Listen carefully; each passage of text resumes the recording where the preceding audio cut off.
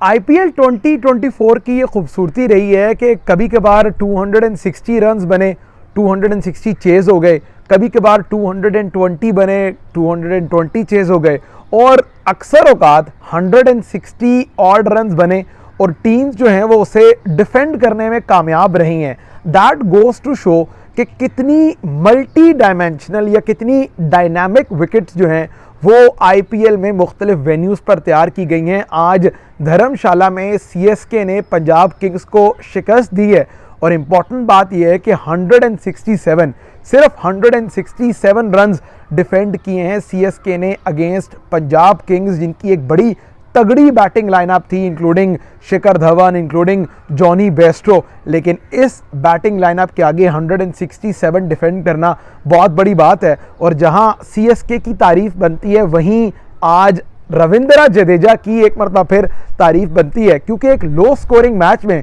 मतलब आप अंदाज़ा लगाएं कि पूरे 40 ओवर का एक गेम जिसमें हाईएस्ट स्कोर जो है वो 43 रहा है और वो भी रविंद्र जडेजा का मुश्किल बैटिंग विकेट में सिर्फ 26 बॉलों पर ना सिर्फ उन्होंने 43 किया, अपनी टीम को इम्पोर्टेंस दिया, 160-170 के स्ट्राइक रेट से बारी की और उससे भी बढ़ के अपनी टीम के लिए 3 विकेटें हासिल की हैं रविंद्र जडेजा ने। ये T20 का जो फॉर्मेट है ओवर द ईयर्स ये बड़ा इंटरेस्टिंगली डेवलप हुआ है कि आप अगर वन डायमेंशनल प्लेयर हैं तो आप किसी काम के नहीं, अगर आप सिर्फ बैटिंग कर सकते हैं तो आपको बहुत ही कोई पाए का बैट्समैन होना पड़ेगा कि आप अप दी ऑर्डर आके खेलें, और अगर आप सिर्फ बॉलर हैं तो आपको बहुत ही आउटस्टैंडिंग कोई जसप्रीत बुमराह टाइप बॉलर होना पड़ेगा। लेकिन अगर आपको T20 क्रिकेट में सर्वाइव करना है तो you have to be multi dimensional, और यही मल्टी डायमेंशनल प्लेयर का रोल जो है वो रविंद्र जडेजा निभाते आए हैं, ना सिर्फ सीएसके के लिए बल्कि इंडियन क्रिकेट के लिए भी। जिस तरह आज आप उनकी परफॉर्मेंस देखें कि एक वक्त में इतना आसान नहीं था बैटिंग करना,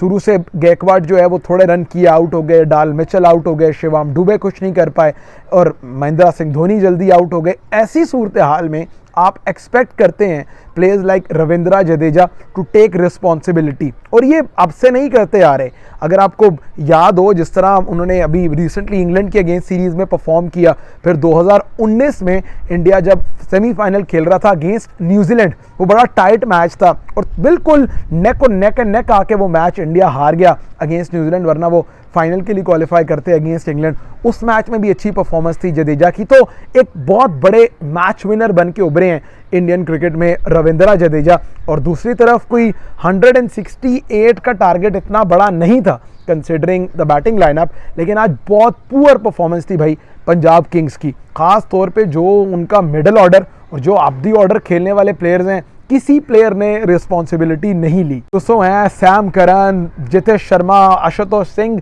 ये वो प्लेयर्स हैं जो बड़े एस्टैब्लिश प्लेयर्स माने जाते हैं फ्रेंचाइज क्रिकेट के। रॉयली रुसो के पास तो बहुत ज़्यादा एक्सपीरियंस है भाई इन कंडीशन में क्रिकेट खेलने का। वो पंजाब किंग्स के लिए खेलते रहे, इससे पहले आईपीएल में डिफरेंट टीम्स के लिए इन एक्शन नज़र आए, पीएसएल खेलते रहे, तो ये कोई एलियन कंडीशंस नहीं है उनके लिए। लेकिन भाई इतनी बिलो एवरेज परफॉर्मेंस इस आईपीएल में दिखाई है रॉयली रुसो ने। फिर अब दी ऑर्डर ना जॉनी बेस्टो कुछ कर पा रहे हैं एसएच, ना शिखर धवन कोई परफॉर्मेंसेस दिखा पा रहे हैं, तो ऑल इन ऑल एक बड़ा डिसमल शो था आज पंजाब किंग्स की तरफ से। लेकिन क्रेडिट जाता है ऋतुराज गायकवाड और उनकी टीम चेन्नई सुपर किंग्स को, खास तौर पे उनके लिए जिस तरह आज परफॉर्म किया रविंद्र जडेजा ने बिफोर द वर्ल्ड कप। ये इंडियन क्रिकेट के लिए बड़े अच्छे साइंस हैं कि जडेजा परफॉर्म कर रहे हैं, विकेटें ले रहे हैं, रन्स जो हैं वो बैटिंग में कर रहे हैं। अर्शदीप सिंह ने आज बड़ी अच्छी बॉलिंग की, अगरचे रन उन्हें पड़े लेकिन उन्होंने 3 खिलाड़ियों को आउट किया। तो ये आज की जो शाम है ये नाम रही है चेन्नई सुपर किंग्स के, और अब वो 12 पॉइंट्स के साथ आईपीएल का जो टेबल है उसमें अपनी पोजीशन को बेहतर करने में कामयाब रहे हैं।